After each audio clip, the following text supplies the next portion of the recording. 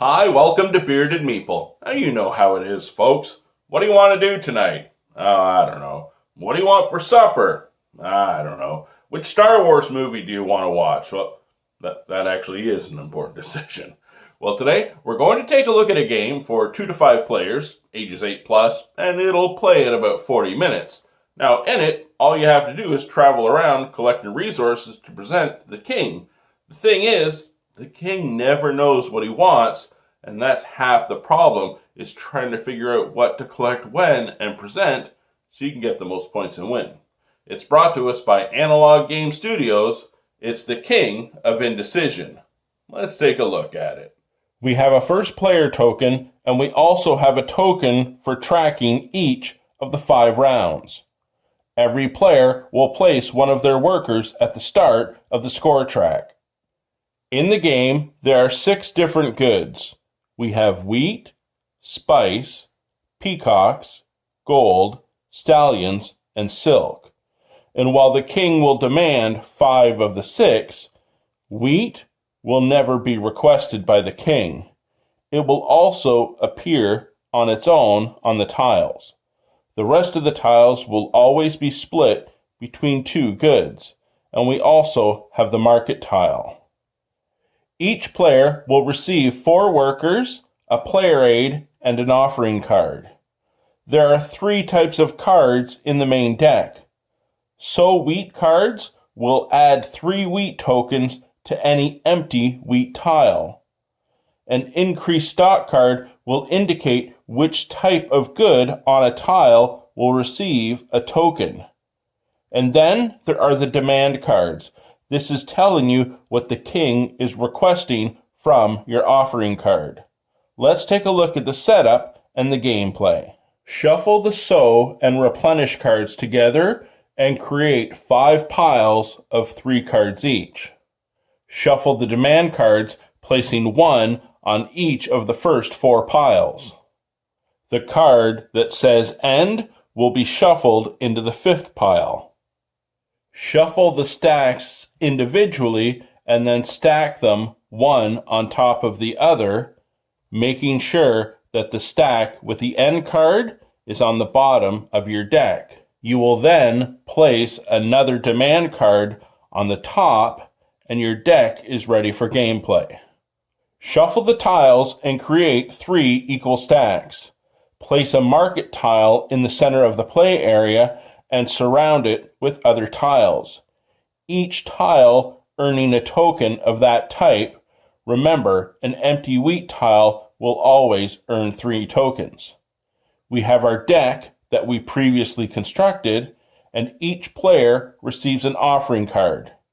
You place one of your workers in the market. We're ready to begin.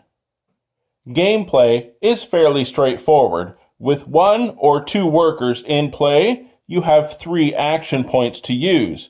If you have all 3 of your workers, you have 4 action points. The different actions you can do are move, explore, collect, trade, make offerings, or hire a new worker. If you are going to move, simply move your character to an adjacent tile.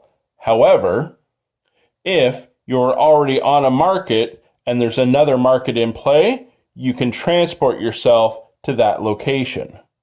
When it comes to exploring, select a tile from one of the 3 stacks and place it adjacent to your worker.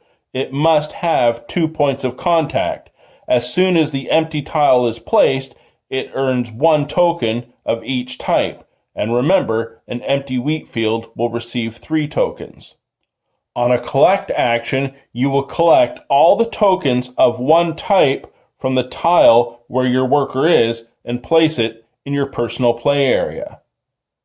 When your worker is in a market tile, you may do unlimited trades at 2 for 1 as a single action. To make an offer, take any amount of your goods from your personal play space and place it on your offering card. It will take 3 action points to hire a new worker, plus your first worker will cost any 3 goods, your second worker at 3 action points will cost any 4 goods. They will be placed with one of your other workers or on a market tile. It's the first player's turn. That player may use up to 3 action points. Play then proceeds to the next player, so on and so forth. When play gets back to that initial player, the first player token will pass and a card is revealed from the deck.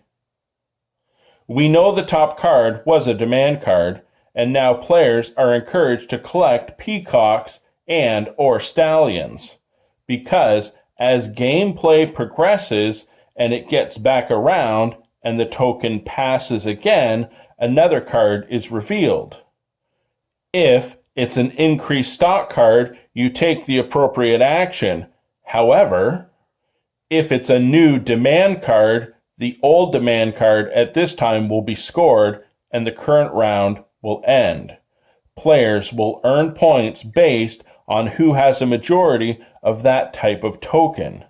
The demand card is then removed, and now the king is going to demand other goods until the next demand card is revealed. At the end of 5 rounds, the player with the most points will win.